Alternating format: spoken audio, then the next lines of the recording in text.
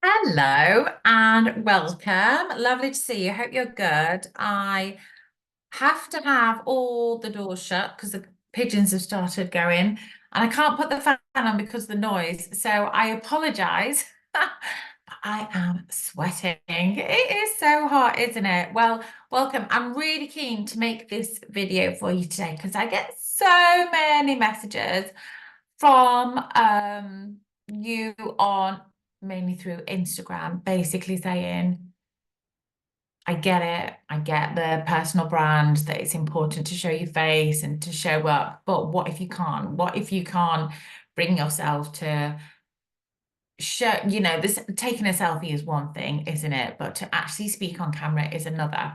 And so I wanted to make this video really to help you, but also to reassure you. I think it's very easy now. We see so many people looking and acting so confident on social media.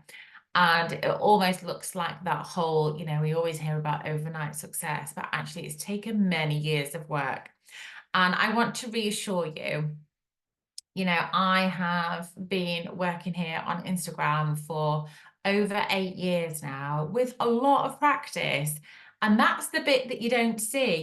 We all publish the shiny stuff, the videos that's had lots of editing and lots of mistakes and rewording and rewriting and retakes and all that sort of stuff. So it's just a real reassurance to you that this doesn't happen overnight. This hasn't happened to me overnight.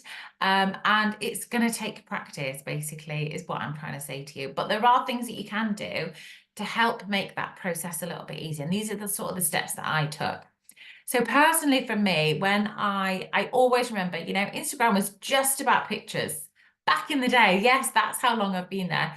Back in the day, Instagram was just about pictures and photos, and that's what that's what we used to do. And then they introduced stories, and stories allowed us to show more of the natural behind the scenes stuff. And there was so much talk at the time of Instagram and Facebook, that video was the future. This is the way that it was going to go. And I heard this, and I could see how it was going to change the way that we were working and the content that we were creating. And so therefore, I decided that I would push myself out of my comfort zone and I would experiment with video. But like I said, that's experimenting. I'll have a go. I'll see what happens. I'll see if I can get used to it. And then, of course, Instagram brought in the live feature as well. So not only did we have the option to do stories, which were only around for like 24 hours, nice short little clips, and then videos on the main grid, we then have the option to broadcast live as well. And so in all honesty, my business was only at the very beginning. So I threw myself into it all. I was prepared to just try it all and give it a go. And that's exactly what I did. So I tried all the things that they were bringing out, particularly video, and it did take me a lot of practice. And I'm more than happy to share with some of my old videos. Not so long ago, I shared one of the first videos I ever did. It took like 20 takes, if not more. It did include children, which, I mean, who does their first ever video using a child at the same time? But I was so pleased I did it because, yes, that first video that you're going to do, it's going to be cringe. It's going to feel awkward. It's going to take 100 takes. You're going to be sweating. You're going to change your mind and talk yourself out of it, and you think it's going to be no good. But actually, that was the first step. So, because the only way is up, is as they say, isn't it? And so you're only going to get better from there. So you've got to get that first one out of the way, and that's what I always encourage people to do. But I wanted to just share the journey that I have taken in order to be able to appear on camera. If we could just rewind a second, back in the day as a child, it was my sister that did the drama school stuff. It was my sister that stood on stage and did drama and singing and was musical, and she did all the theatre productions. Not me. My parents tried their very best to get me involved in things like that. And I would say, no, I did not want that. That wasn't my thing. I cannot sing. I cannot hold a note. My rhythm is shocking. But just that being on stage and all the people looking at me, it was just my worst nightmare for me. And it wasn't part of my personality. So it shocks my parents so much that now this is what I do. But it's very different. Right now, I'm sat in my office with my doors shut. I've made sure that my children don't come in because it's even cringy doing it in front of my children. You know, no one can hear me, and it's very different. It's real comfort zone. I do this from behind a screen, and it feels very different when you're doing it on your own.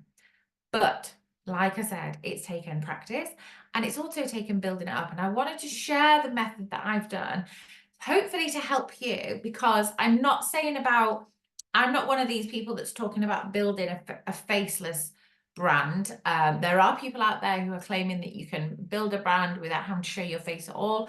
That's great, good for them. And I did get a message not so long ago from a lovely lady on Instagram saying that for personal reasons, and as you can imagine, there's probably many reasons, particularly for women who are unable to show their face online, who wanted to build a brand and was asking if I could teach her that. And I had to say, hand on heart, I'm very sorry I can't, because what I teach comes from experience. It comes from the things that I've actually done myself. I've never built a faceless brand, so I can't come on and tell you how to do it and then try and charge you loads of money. That's not fair. I've never done it myself. And what I teach is what I've done, because that's how I've done it, by showing up online, by sharing my personality, sharing my skills, and showing my face so that my audience can get to know me. So it's something I'm really passionate about. There are people out there building faceless brands, but for me, I personally think that you need to show up. They need to build that rapport with you, that relationship, that trust. That's what it's all about. And so that's what I teach, basically. And so I want to teach you the way that I did it. I'm not saying it's right or wrong, but I'm hoping by sharing the way that I did it, there may be bits out of that you can pull out and have a go for yourself. So first of all, what I want to say is just remember that you're going to build it up. We're going to do it steadily. We're not looking at other people who are on their chapter 20. I'm on my chapter 9 years. You're not going to look at yourself and compare your first video with one of mine. I don't know how many videos I've taken. Hundreds, thousands. Like I can't even imagine how many videos I've done, but a lot, let's just say. So it's taken lots of practice. So you're going to build up. So I do still think stories is the perfect place to start. It's a great way of practicing. They're so easy to edit, so easy to record and delete. If you don't want to post it, just getting used to doing it. Do it in your videos as well. But on stories, it's really handy. And the reason why I like that is that then when you do post, you do feel brave enough to post it. It only lasts for 24 hours and then it disappears. It only lasts 24 hours, but you do have the option to go in and save it, to download it, and then feel like when you're ready that you can actually post it on your main grid as well. So I think stories are a real natural way of getting used to being on camera without that sort of like, oh, it's on my main grid. You know, it feels like it's almost like on a billboard somewhere, doesn't it? Stories feels much more natural, much more safe, much more closer to home. So definitely starting stories. And the way that I did it is that I would hold my phone and I would video my child playing. And now I was obviously talking about learning through play, and I used to share lots of activities, but that's how I did it, is that I would film my children playing as they were playing. Eventually, when I got ready, as I was filming them, I would add the commentary. So I would be holding the phone whilst videoing them. I would actually speaking over the top. So I could maybe say the kind of learning that they were doing. I could talk about perhaps the tools that they were using, the resources they were using, perhaps what we're going to do next, or how we got to that point, or whatever it might be. So I would add a running commentary. So I would actually then speak over the top. So just a voiceover. And I think that's a really great way to build your confidence. Start creating videos with a voiceover. It could be filming the children. It could be pre-recorded video of yourself walking down the beach, walking through your garden, walking through your house, making a cup of tea, you know, all that, what we call like the B-roll stuff. Make a video of yourself lighting a candle, opening down and sitting down on the sofa with a book. I mean, oh, if only that would be nice, wouldn't it? But take a video of you not doing anything, not even looking at the camera. Take a video of you doing something or something happening, because we don't just want to be looking at nothing in a blank screen. That's not going to hold anyone's attention. Have a pre-recorded video. You can bring that up in stories. You just swipe it up, you bring it up in stories, and then record a voiceover. And you can do that. Voiceovers are a great way of practicing your ability to speak concisely. I still need to practice that because I like to waffle on, but really get to the point and share your expertise, share what you know, all that sort of stuff, and be seen as an expert. But also they get to hear your voice. They get to hear, the beauty of video is that they get to know your personality as well. And it's just a really, really effective way of connecting with your audience. So start with your voiceovers, and eventually, when you're ready, turn the camera around and talk to the camera, talk to yourself as such. Have it in selfie mode, prop it up, be doing something with your hands if you find that the whole thing awkward, prop it up and start talking to camera like you would normally as a friend. It's trying to do that conversation. So it's up to you.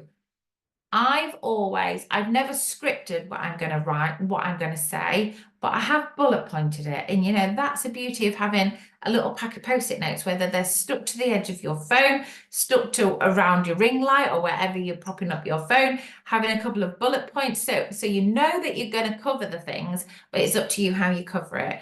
You know, it makes such a difference if the topic that you're talking about, that you're knowledgeable about, you've got lots to say, you feel really passionate about it, it's going to come much more naturally than if you're just making it up off the top of your head, basically.